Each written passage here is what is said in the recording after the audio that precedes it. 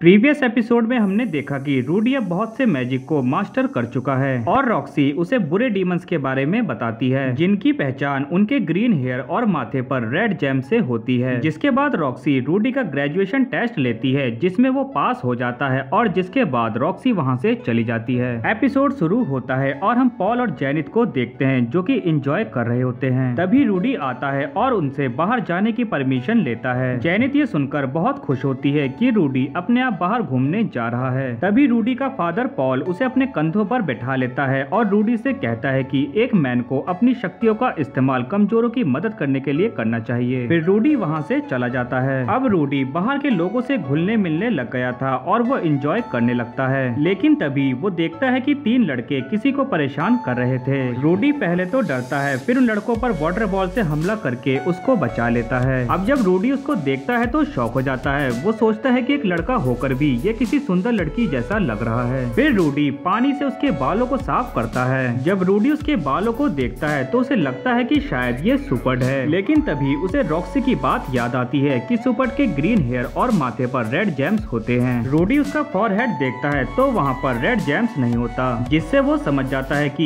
ये सुपर्ड नहीं है। लेकिन रूडी को उसके कान बहुत अजीब लगते हैं। इस पर वो बताता है कि मेरी मदर एक ह्यूमन है और मेरे फादर हाफ एल्फ हैं और मुझे नहीं पता कि मैं क्या हूँ और मेरे बालों का कलर मेरे पेरेंट्स के बालों से बिल्कुल डिफरेंट है, जिससे लोग उसे सुपर्ड समझ लेते हैं और फिर वो रोने लगती है। अब दोनों अच्छे दोस्त बन जाते हैं। अब हमें यहाँ पता चलता है कि इसका नाम सिल्फ है। सिल्फ रूडी से कहती है कि मुझे भी तुम्हारी तरह मैजिक सीखना है। रूडी कहता है ठीक है, तो हम कल से प्रैक्टिस शुरू करेंगे। फिर रूडी सिल्फ को उसके घर छोड़कर अपने घर चला जाता है। अब रूडी घर पहुँचता है तो देखता है कि उसके फादर पॉल बाहर बैठे हैं। पॉल बहुत गुस्सा होते हैं क्योंकि उन्हें पता चल गया था कि रूडी ने आज एक लड़के को मारा है जिसका नाम सोमल है। सोमल उन तीनों लड़कों में से एक था जो सिल्फ को परेशान कर रहे थे। अब रूडी की बिना कोई बात सुने पॉल उसे एक थप्पड़ लगा देते हैं। इस पर रूडी कहता है कि आपने बिना मेरी कोई बात सुने एक स्ट्रेंजर के कहने पर मुझे एक थप्पड़ लगा दिया। अब आगे से मैं भी अगर किन्हीं 3 लड़कों को किसी कमजोर को सताते हुए देखूंगा तो मैं भी उनमें शामिल होकर उस कमजोर को परेशान करूंगा। अब पॉल को सारी बात समझ में आ जाती है और वो रूडी को सॉरी बोलता है और सब कुछ ठीक हो जाता है। सीन शिफ्ट होता है और हम देखते हैं कि 6 महीने बीत चुके हैं और सिल्फ भी अब मैजिक अच्छे से कर पा रही थी और रूडी भी बिना किसी इनकैंटेशन के मैजिक कर लेता था। इसलिए सिल्फ भी उसे ये सिखाने को बोलती है और रूडी उसे सिखा भी देता है और सिल्फ इसे सीखकर बहुत खुश होती है। तभी अचानक से तेज बारिश आ जाती है और दोनों भीग जाते हैं। सिल्फ रूडी के घर ही आ जाती है जहाँ उसकी मेड उसे नहाने के लिए कपड़े देती है और दोनों नहाने के लिए चले जाते हैं। अब रूडी यहाँ पूरा नेक्ड हो जाता है लेकिन सिल्फ अपने कपड़े नहीं उतार रही थी। फिर रूडी जबरदस्ती उसकी हुडी उतार देता है, लेकिन जब वो उसकी अंडरवेयर उतारने की कोशिश करता है तो वो नहीं उतारती।